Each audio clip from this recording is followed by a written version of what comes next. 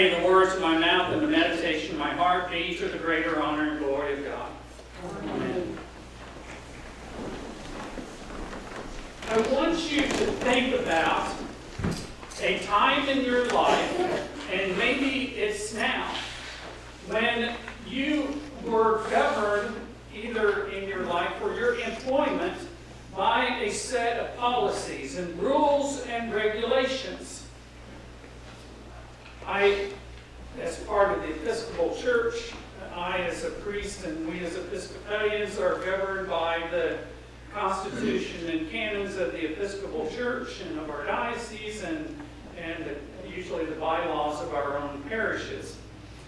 As many of you may know, I'm on the reunification committee for deciding whether or not to rejoin the two dioceses in Indiana into one. So I took on the task as an assignment to go through both sets of Constitution and canons and do a side-by-side comparison of the two. Thank God they didn't ask me to say, now, once you get that done, go through and figure out which are the ones that are the most important. Think about in your work, most of you who have been employed or are employed, you have rules and regulations, policies. What if your employer said, okay, now I want you to go through and figure out which is the most important and put them in order? Or thank God, when you take a driver's test, the written test, that it's multiple choice or true and false, and that they don't say, okay, to pass the test, you have to put them in order of priority. Or we'd be better off to just continue riding bicycles and walking wherever. The Pharisees, who really liked laws, and the scribes, they had got together and they had looked at all the Torah, and they had decided that there were 613 commandments. And they would sit around and they would debate among themselves as to which were the most important, as if that was an important thing to do. Now, the Christian church has not been immune to this too, that there were mystics at one point in time would sit around and debate how many angels could dance on the head of a pin. So they come to Jesus and it says they're trying to test him. And it says, okay, so pick one. Pick one out of this 613 and what are the other 612? So it says that they chose this lawyer or the scribe to come and test Jesus, so to get his opinion. And so, but when it says, the word that says test in here is the same word that is tempt.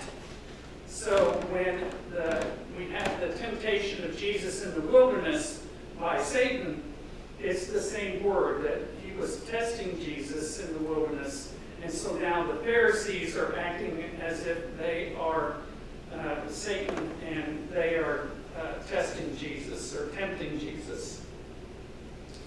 Jesus responds to the Pharisees, the scribes, the lawyer, and he says, in a similar way, don't put God to the test. But now that you asked me, the two greatest commandments are actually one, and he's quoting the Shema. Love the Lord your God with all your heart, all your soul, all your mind, all your strength. Love your neighbor as you love yourself. And then he says that all of those 613 laws that you have come up with, they are all combined into love God, love your neighbor, love self. That if there is any of your laws that don't have anything to do with love, then you're wasting your time. They're all about God's love and his instruction on how to love. But then Jesus turns around and he plays the role of devil's advocate, and that he tests or he tempts these Jewish officials. And he says to them, okay, now, and he's trying to test them as to whether or not they will admit that Jesus is the Messiah, the Son of God. And he says, okay, so you have this idea of who the Messiah is. So tell me, who is this Messiah? Oh, he's the son of David.